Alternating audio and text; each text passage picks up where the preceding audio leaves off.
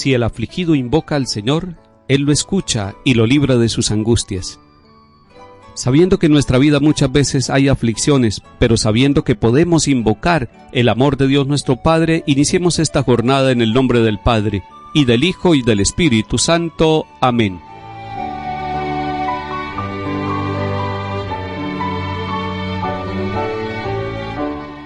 Lectura de la profecía de Sofonías, capítulo 3. Esto dice el Señor: ay de la ciudad rebelde, impura, tiránica. No ha escuchado la llamada, no ha aceptado la lección, no ha confiado en el Señor, no ha recurrido a su Dios. Entonces purificaré los labios de los pueblos para que invoquen todos ellos el nombre del Señor y todos lo sirvan a una. Desde las orillas de los ríos de Cus, mis adoradores, los deportados, traerán mi ofrenda. Aquel día ya no te avergonzarás de las acciones con que me ofendiste, pues te arrancaré tu orgullosa arrogancia y dejarás de engreírte en mi santa montaña. Dejaré en ti un resto, un pueblo humilde y pobre que buscará refugio en el nombre del Señor. El resto de Israel no hará más el mal, no mentirá ni habrá engaño en su boca. Pastarán y descansarán, y no habrá quien los inquiete. Palabra de Dios. Te alabamos, Señor.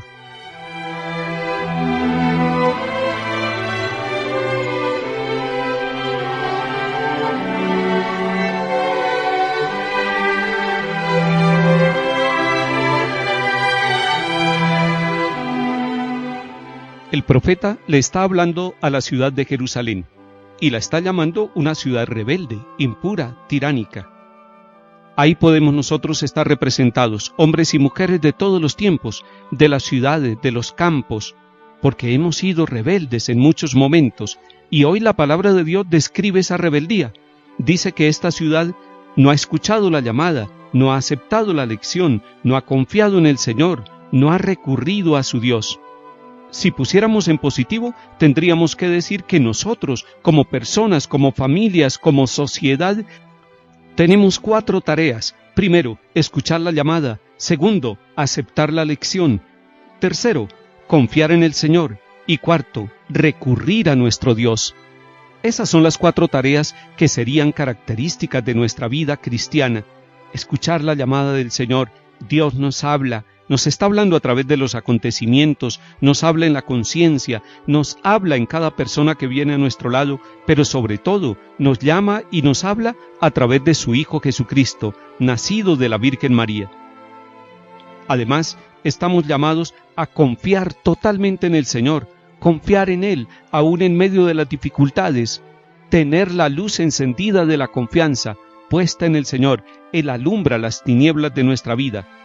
Y nos dice la palabra que Dios va a dejar aquel día un resto, es decir, un pequeño grupo, un grupo fiel, un grupo humilde, un grupo pobre, un grupo que confiará plenamente en el Señor.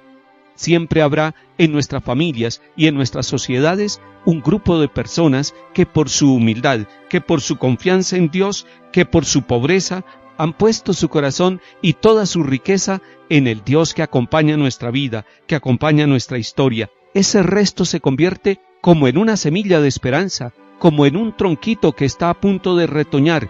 Es importante que haya personas que a través de la oración, que a través de la palabra de Dios, que a través de sus actitudes demuestren que confían plenamente en el Señor, porque ellos se convertirán como en el resto de Israel, como en el signo de esperanza, en la semilla de la vida nueva que Dios quiere realizar con toda la humanidad.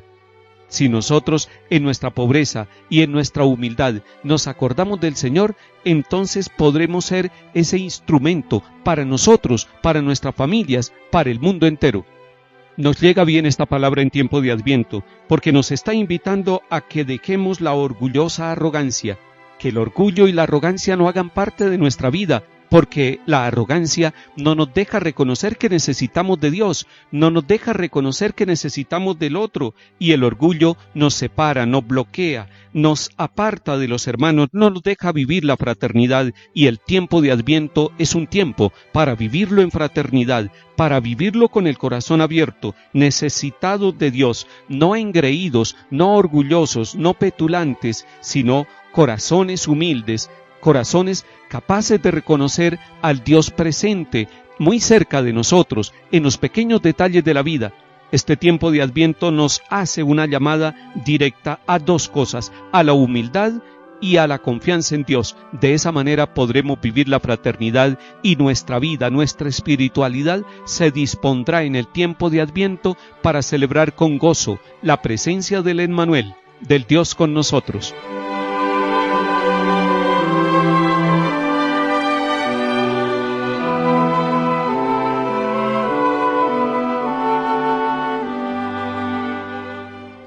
Bendigo al Señor en todo momento, su alabanza está siempre en mi boca, mi alma se gloría en el Señor, que los humildes lo escuchen y se alegren. Contémplenlo y quedarán radiantes, su rostro no se avergonzará. Si el afligido invoca al Señor, Él lo escucha y lo salva de sus angustias. Pero el Señor se enfrenta con los malhechores para borrar de la tierra su memoria. Cuando uno grita, el Señor lo escucha y lo libra de sus angustias. El Señor está cerca de los atribulados, salva a los abatidos. El Señor redime a sus siervos, no será castigado quien se acoge a Él.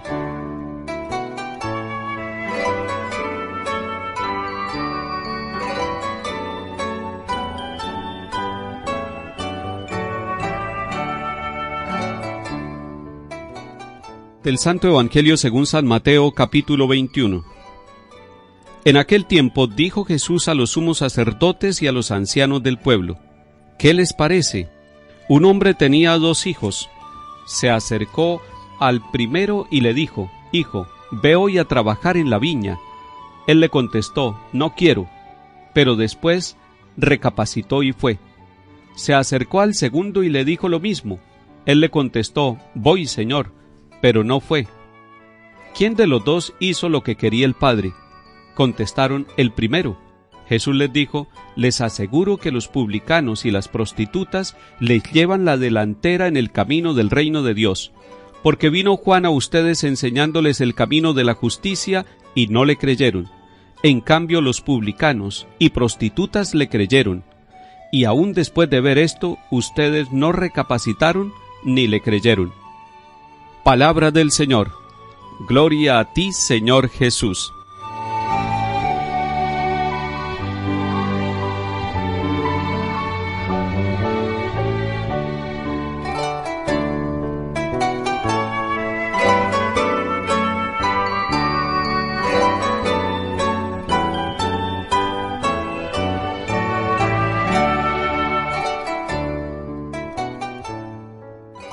El capítulo 21 de San Mateo que estamos leyendo y meditando ayer y hoy nos muestra a Jesús con un auditorio especial.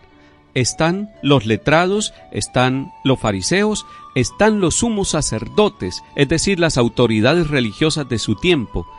Están cuestionando a Jesús, pero él aprovecha para hacerles una pregunta que los lleva a la reflexión. ¿Qué les parece?, les dice Jesús. Y cuando dice esta introducción con interrogante, está preparando de una vez la atención para que todos lo escuchen. Y él empieza hablando del papá que tenía 2 hijos. Qué interesante propuesta que hace Jesús. ¿Qué es lo que está diciendo con esta parábola del padre que tiene 2 hijos y que el uno le dice que sí va a trabajar, pero termina no cumpliendo la voluntad del Padre, y el otro que le dice no voy, pero después recapacita y termina obedeciéndole? ¿Qué es lo que está diciendo Jesús? Nos está diciendo que no vale para salvarnos simplemente decir sí. Yo quiero al Señor, yo amo al Señor, yo soy cristiano. No basta con eso.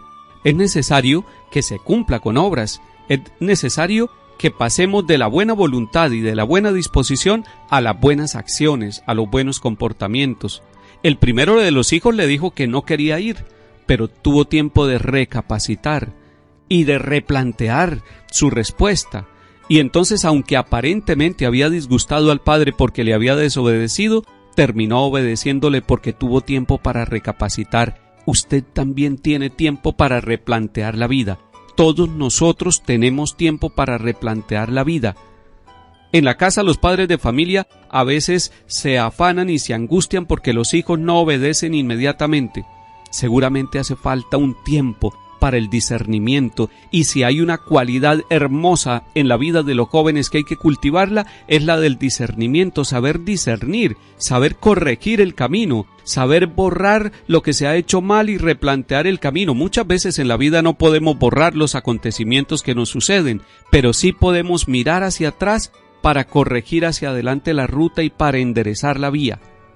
Pues el segundo de los hijos le dijo que sí quería ir a trabajar a la viña, pero se quedó solamente en el sí, se quedó en la apariencia, se quedó en la palabra, no pasó de la palabra al compromiso. En cambio, el primero de los hijos corrigió su expresión y después se comprometió. El Señor nos está pidiendo ahora, cuando ya estamos a punto de empezar la novena de Navidad en este tiempo de Adviento, que nosotros pasemos de la palabra a la obra. Del dicho al hecho hay mucho trecho, dicen algunos refranes de nuestro país. Del dicho al hecho hay mucho trecho, y es cierto, hay un trecho largo entre el decir y el hacer. Nosotros debemos ser personas integrales, que decimos y hacemos, pero si nos equivocamos en el decir, que corrijamos en el hacer. Pregunta Jesús a los que lo están escuchando, a los sumos sacerdotes, ¿quién de los dos hizo la voluntad del Padre?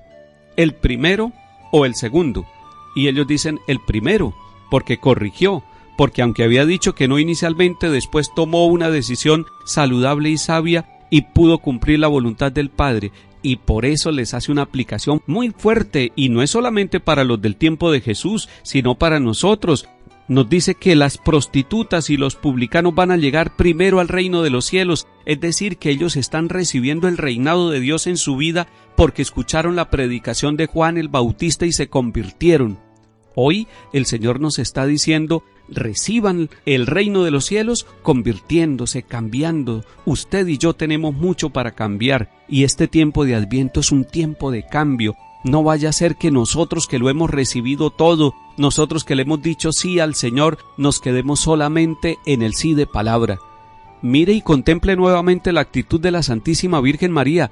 Ella le dijo sí a Dios, pero no solamente de palabra, sino que se puso en camino luego para visitar a su pariente Isabel. Eso es lo que quiere el Señor, que imitemos a la Santísima Virgen María, que le dice sí a Dios, pero asume las consecuencias de ese sí. Cuando alguien dice sí en el matrimonio, cuando alguien dice sí en la ordenación sacerdotal, después vienen las consecuencias, después vienen los frutos de ese sí, los desafíos, los reclamos de ese sí, es decir, el compromiso de ese sí, para que el sí sea un sí con compromiso, el sí a Dios y el sí en los sacramentos del matrimonio y del orden, el sí en una responsabilidad laboral, debe llevar unas consecuencias que tenemos que asumirlas con alegría, no con disgusto, no como un castigo, sino como una aceptación del reino de Dios en nuestra vida, para que de esa manera no se tenga que decir, estos son cristianos solamente de yeso, son cristianos solamente de cristal, son cristianos solamente de apariencia, que se les toca y se desarman, se fracturan y se parten. No, nosotros somos cristianos de médula, cristianos de corazón, cristianos de sistema óseo, de sistema respiratorio comprometido en el Señor. No se canse de vivir ese sí y no se canse en este tiempo de Adviento de vivir su compromiso de vida. Esa es la misericordia de Dios, que quiere volverse misericordia en la vida de cada uno de nosotros. Decirle sí a Dios y convertirlo en obras de misericordia y de bondad, para que se muestre que el reino de los cielos ya ha llegado a nuestro corazón. Que el Señor bendiga sus decisiones, que el Señor bendiga su vida y su familia, en el nombre del Padre, y del Hijo, y del Espíritu Santo. Amén.